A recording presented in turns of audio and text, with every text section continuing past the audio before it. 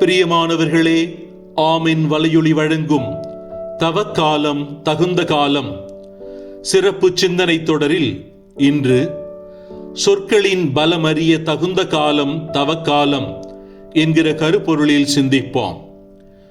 உங்கள் சொற்கள்தான் நீங்கள் யார் என்பதை தீர்மானிக்கின்றன.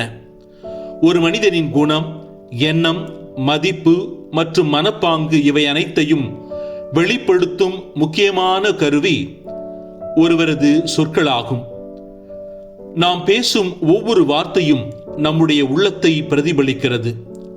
ஒருவரை முதலில் நாம் அறிந்து கொள்வது அவருடைய செய்கைகளால் மட்டுமல்ல, அவருடைய பேச்சு முறையாலும் ஆகும். ஒரு நல்ல வார்த்தை நல்ல இதயத்தை குணப்படுத்தும். ஒரு தவறான வார்த்தை வாழ்நாள் முழுவதும் வலியை ஏற்படுத்தும்.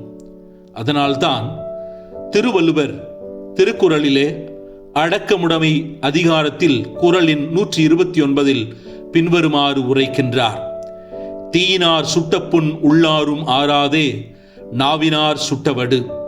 அதாவது, நெருப்பு சுட்ட புண்கூட ஆறிவிடும், ஆனால் வெறுப்பு கொண்டு திட்டிய சொற்கள் விளைத்த துன்பம் ஆறவே ஆறாது என்கிறார். இத்தகைய ஆற்றல் மிக்க இந்த சொற்கள் தான் நாம் யார் என்பதையும் தீர்மானிக்கின்றன. இந்த உண்மையை புரிந்து கொள்ள இதில் அடங்கியிருக்கின்ற 3 முக்கியமான அம்சங்களை புரிந்து கொள்வோம்.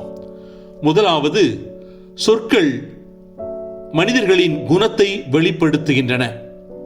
ஒரு மனிதன் எவ்வாறு பேசுகிறார் என்பது அவருடைய உள்ளத்தின் கண்ணாடி போன்றது.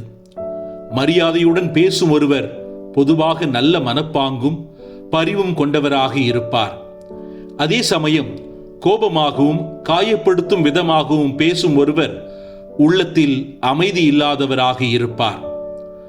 ஒருவரின் சொற்கள் அவருடைய நற்பண்புகளை வெளிப்படுத்தவும் அல்லது அவற்றை மறைக்கவும் முடியும்.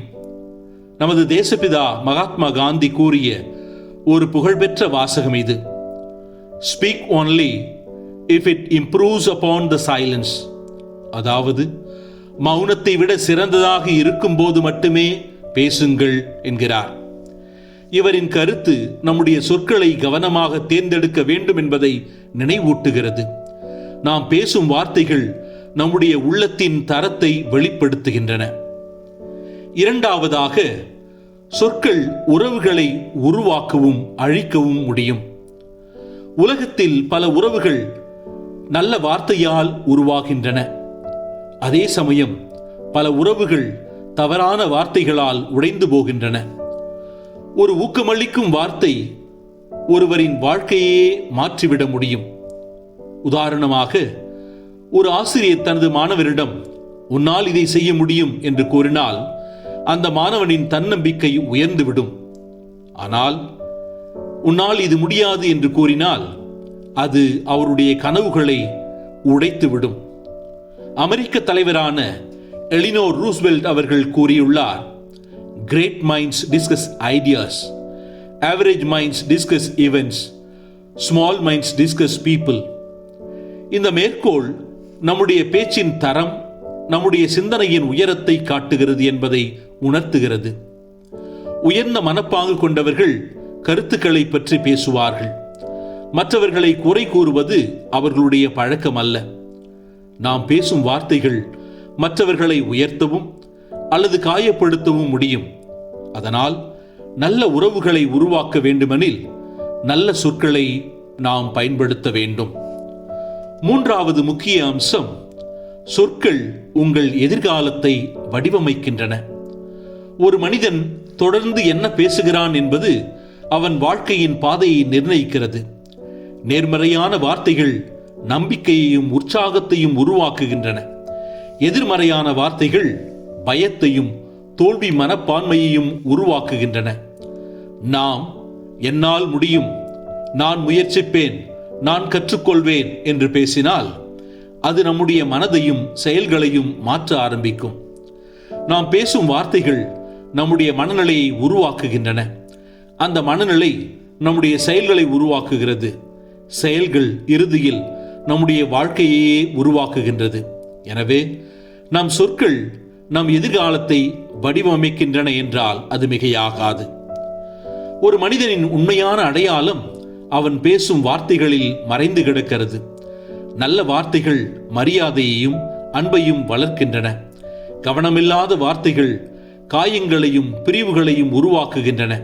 அதனால் பேசுவதற்கு முன் ஒரு சிறிய சிந்தனை மிகவும் முக்கியம். இந்த வார்த்தை யாரையும் காயப்படுத்துமா? இது யாரையாவது ஊக்குவிக்குமா? இது என் குணத்தை வெளிப்படுத்தும் நல்ல வழியா? இந்த கேள்விகளை நினைவில் வைத்துக் கொண்டு பேசினால் நம் சொற்கள் நம்மை உயர்த்தும்.